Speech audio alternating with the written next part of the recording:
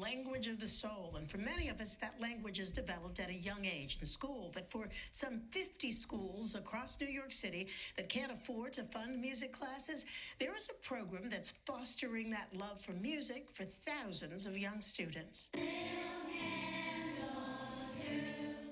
This may look like an ordinary music class at PS 154 in Queens, but it's actually part of an extraordinary program called Education Through Music.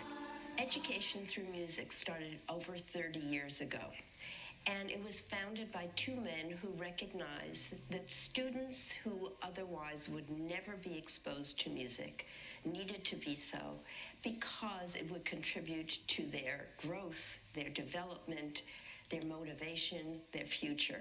PS 154 is just one of over 50 schools across the 5 boroughs taking part in Education Through Music. The program hires and pays for music teachers for New York City public schools that might not otherwise have money for the arts. It's something that educators say can help students build their confidence and their academic performance. Definitely in the area, number one, the top area is in mathematics. You got to count beats. And then the second area would be reading. You have to read music.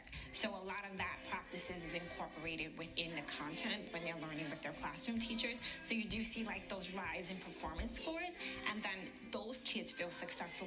And the music helps students express themselves. Having a music program in my school really put me onto those devices to get out my emotions at home during band. It taught me discipline. So growing up, going to college, I always told myself that this was something that I really wanted to share with kids in the city. It has been especially rewarding. They actually find that courage to stand up, to be bold, to sing, and I find that very rewarding. Now, these talented students say they can't imagine a school without music. It wouldn't be the same. Like, sometimes, like, I'm just feeling down and I just, like, listen to music or something, and like after I feel like way better. If your voice is not really sounding good, you can practice and practice until it sounds good. And the practice has paid off, as PS 154 recently thrilled the audience at the brand new Perlman Performing Arts Center in Lower Manhattan. We need to bring that joy back through the arts. Wonderful.